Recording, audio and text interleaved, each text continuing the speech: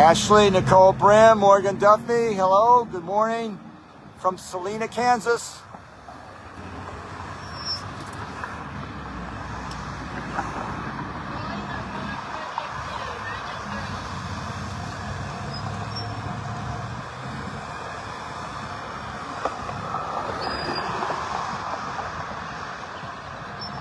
David Atkinson and Luke Artanis on the big banner there.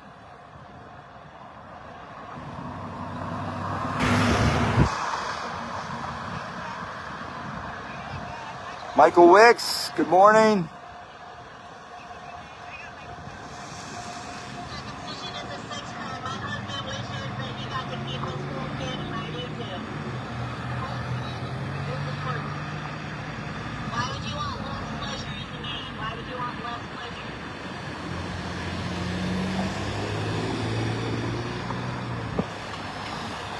Megan Ramey.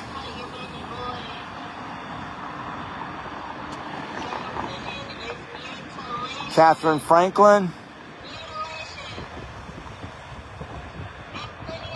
Thank you, Morgan. Thank you.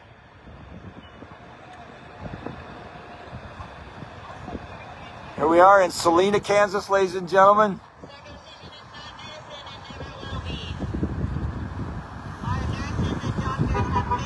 Here's Will Erker.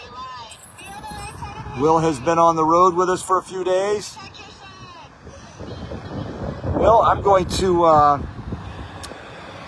let you take over Anchorman in just a moment. And you can see how effective it is zooming. Okay, sure. And it just, because it's a fairly large intersection. But look, you can, it's just really amazing the view that you can get. So as you're anchoring, just feel free to, and you can, you can see that without the zoom, it's still a great picture. Yeah. But the zooming, you get the dynamic, you get the whole sense of our impact. But Will, come on this side of the camera here. Ladies and gentlemen, this is Will Erker. He has protested with Bloodstained Men for several years now. Join us on the road for the first few days of this tour. It's noisy out here, isn't it? I don't know if you can hear it at home, ladies and gentlemen, but the traffic noise is fairly loud. Will, I'm going to hand the camera over to you. I'll take your sign, and if you would just anchor this, but I'd like you to start off. I'm going to run over and get my sign, and then I'm going to protest. I'm going to join the men on the big banner. So if you would just anchor the live broadcast from this island. But I'd like you to start off by telling our viewers we were talking this morning, how you became an activist, how you became aware of this issue. So I'm going to hand the camera over to you now, and I'm going to run over there. So, ladies and gentlemen, this is Will Erker, and he's going to take over as anchorman here. All right. Thank you, Will. All right. Yep, no problem.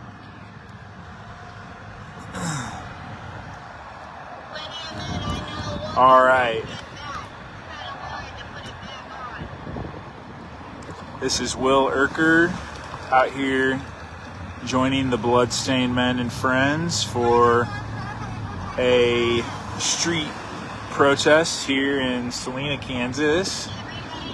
That's a part of the Great Plains Circumcision Protest Tour. And as Brother K, I'm glad you can hear me fine, that's great. As Brother K suggested, I will be glad to share my own story on how I became aware of this problem and interested in educating myself and eventually wanting to educate others and eventually standing out here on the street and protesting. I think there's a progression that each person goes through when they learn the reality about infant circumcision of minors. This is a practice that is being forced upon children that are too young to consent. And so the medical arguments for it are extremely weak. I mean, they're so weak to basically be non-existent. They're clinging to a few ideas about UTIs and myths about STDs and this sort of thing, that supposedly by amputating the foreskin, despite it evolving for millions of years, if you're willing to look at it that way, and existing in both men and women and all different mammals, the idea that cutting this off is going to be a wise preemptive strike on all boys in the country, we know it makes no sense. We know the medical arguments are junk, and we know more about ethics and freedom and human rights these days to be forcing this on individuals. So in any case, thanks for the messages, for being with us in spirit. If you can make it to a future street protest, it makes all the difference when there's an extra 2 or 3 people. Yeah, to get to the root of my own learning about this topic. For starters, yes, it was done to me. It was the 1980s in the Midwest, so that goes without saying. It was done to everybody.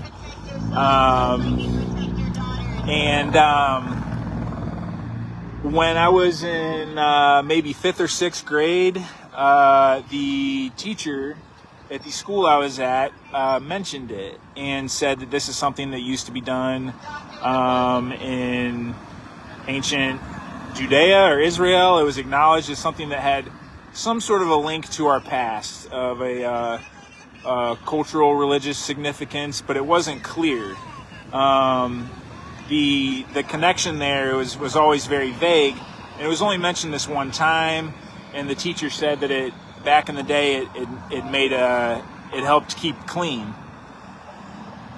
And there was a boy in the class that asked the question, is this only done to boys, or why is this only done to boys? And all the students in the class started laughing. 5th grade. 5th or 6th grade, all the students started laughing when it was asked if this was only done to boys. And what's so funny to me about that, in retrospect, is how insightful that young man was to ask why this is only done to boys. As we know, this is also done to girls in other parts of the world and in American history, and a little bit in modern America, where there have been female circumcision cases in the United States in the last 5 years or so, where girls are getting circumcised, and the judicial cases are getting thrown out because there's no equal protection under the law. The failure to protect boys also fails to protect girls. So needless to say, that was all I was ever taught about circumcision, was that it was this ancient thing from a few thousand years ago, and that for some reason or other it was done to all of us. In my head, I was very confused and spent many years pondering uncomfortably what exactly had been cut off. Because there was no, honest anatomy lesson on the matter. There was no real information about what this was.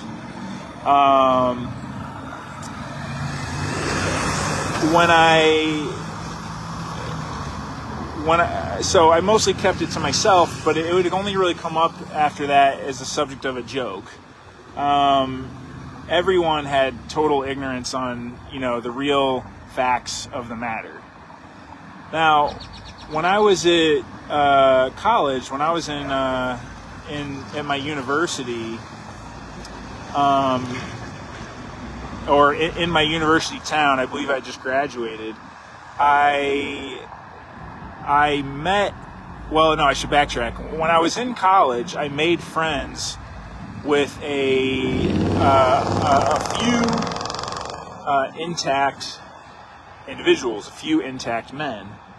And that experience right there, as America becomes a more intact nation, you're gonna have more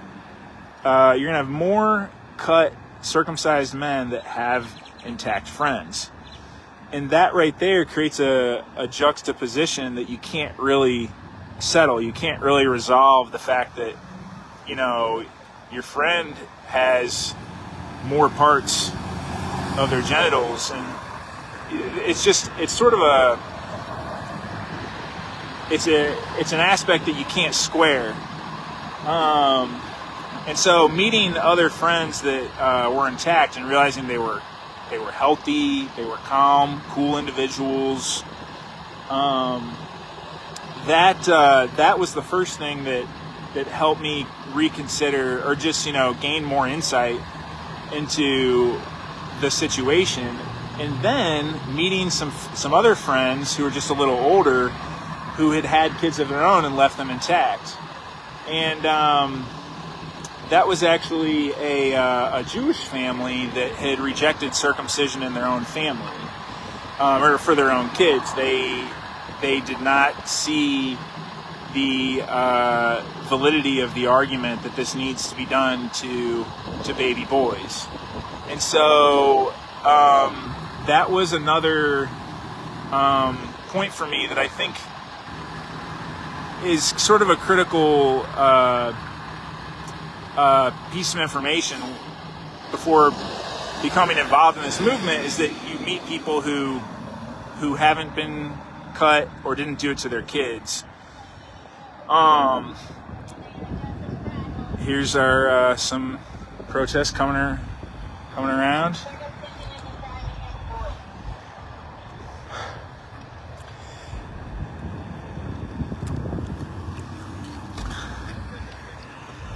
So, how we doing out there? Good.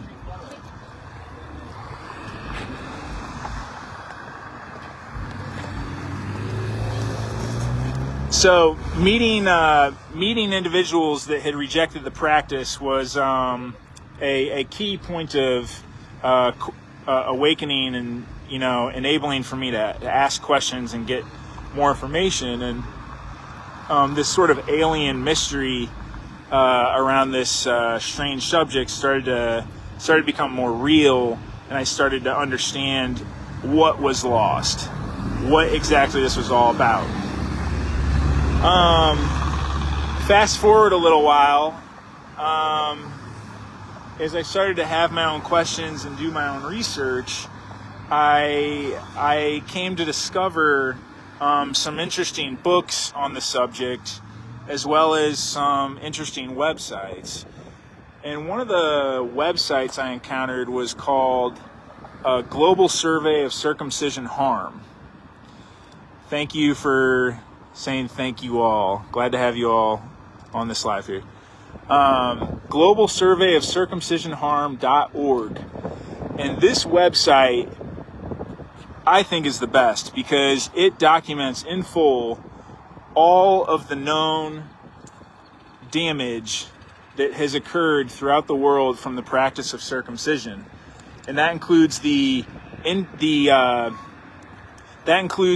education on the natural anatomy and what is lost in every circumcision.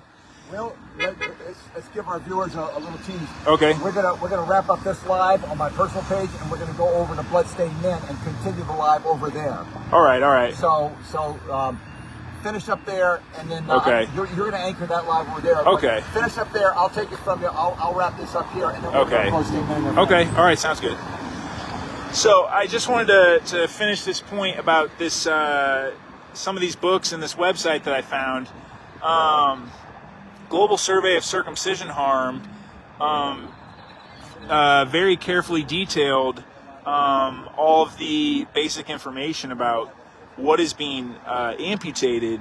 But not only that, there was countless stories of botched circumcisions. And once you've learned about botched circumcisions, if you're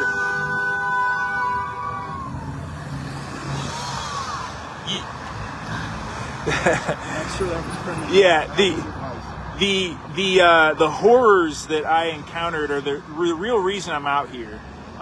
Individuals with massive accidental amputations where they lost massive amounts of tissue. They have holes in their shaft where they have to sit down to urinate because it dribbles everywhere. Skin bridges, adhesions,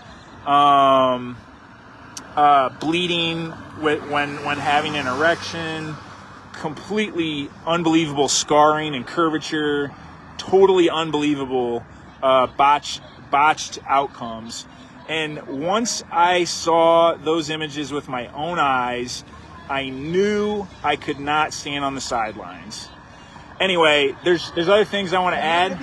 I'm going to be back. Will's going to be with us this afternoon. Yeah. He's going to do 2 broadcasts this afternoon. We're going to be on Bloodstained Men in just a few minutes. Yeah. And Will's going to anchor that one. I'm going to anchor part of it. Will and I are going to co-anchor it. I'm going to mark it with a big banner. Yep, Will, thank you. Yep.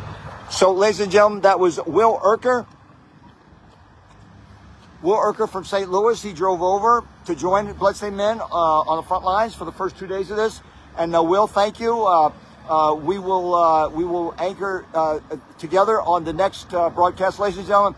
I'm going to be live on Bloodstained Men and Their Friends in just a few minutes. I'm going to wrap this one up and be live on Bloodstained Men and Their Friends. So if you want to see more of the live action here from Salina, Kansas, join us over on Bloodstained Men and Their Friends in just a few minutes. Just have to wrap this up, take a breather, and we'll be back. See more live action from Salina, Kansas, ladies and gentlemen, in just a few minutes on Bloodstained Men and Their Friends. And then we will be live this afternoon from Manhattan, Kansas. Okay, ladies and gentlemen, see you soon.